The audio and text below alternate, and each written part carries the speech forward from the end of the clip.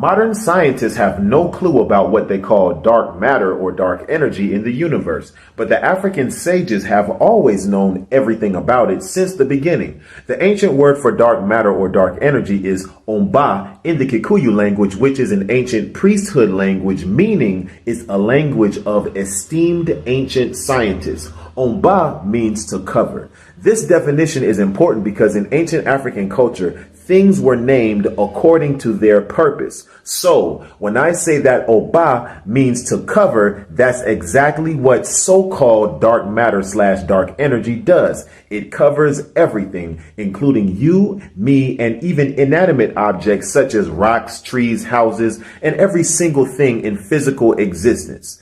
The law of correspondence is as above, so below, as within, so without. Now, the Umbah falls exactly in line with this, because just like you have an intelligent spirit inside of you that gives you intuitive guidance, there's also an intelligence that covers the outside of you and everything else in the universe. That is the umbah, the intelligence outside of us that covers us and everything in the physical world. Now you know what so-called dark matter / energy is. Let's talk about what it does. So what does it do? The intelligence outside of us communicates with the intelligence inside of us and provides awareness and information about objects in our surrounding areas. Here's a practical example, especially for those people who are more in tuned. If you close your eyes and walk around, that feeling you get when you get close to another object and perhaps about to collide with that object, so it makes you slow down, that is the umbah communicating to try and prevent you from hurting yourself.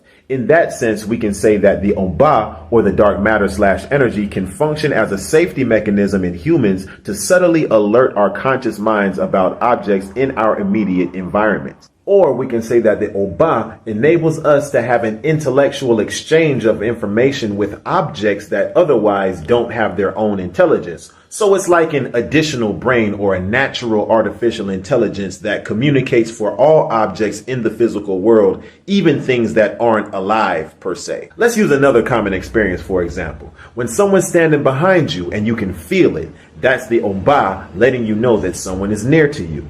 I'll even say this. I heard a lot of women say that they can feel when a man is staring at their booty. Now that's the umbah. His umbah is communicating to her umbah, and her umbah is letting her know exactly what he's doing. And I know a lot of men can vouch for this, that you'll be looking at a random woman's booty, and then next thing you know, she's looking you dead in your eye. Well, now you know why. It's the dark matter or dark energy / the umbah. Let's go back to a traditional African science example. Certain Kikuyu seers and other African sages can read a letter that's inside of a sealed envelope without physically seeing the words on the page. Or they can just touch a book and instantly know everything the book says without taking the time to physically read the pages of the book. That's the umbah. The umbah from the book and the letter sending the information about the object into the mind of the traditional African sage or seer.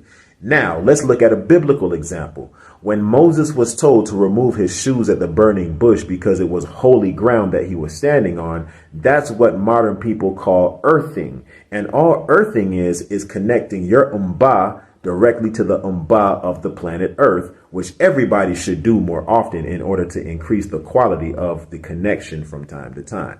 Now, let's take it to a cosmic level. The umbah even covers entire planets and stars and is responsible for regulating the separation between the celestial bodies. So without the umbah, or the dark matter / energy so-called, the planets would all collide into each other chaotically, and it would be impossible to sustain life in the universe.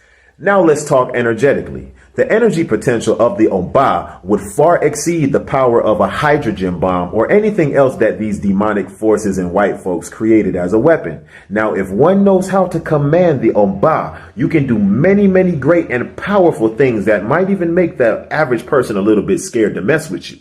Which brings me to my final point. There's also a very special relationship that exists between the umbah and the shadow. But this wisdom is not for the public because it would surely be abused by the abundance of immature personalities which are mass produced by the culture of the modern world. Now, until that is rectified, the knowledge of how the dark matter interacts with the shadow remains with the Kikuyu seers and other guardians of Africa's secrets. Peace, divine unity, Selekano. On to Zion we go, and I can't move slow, no. Mount Zion is Mount Kenya. Mount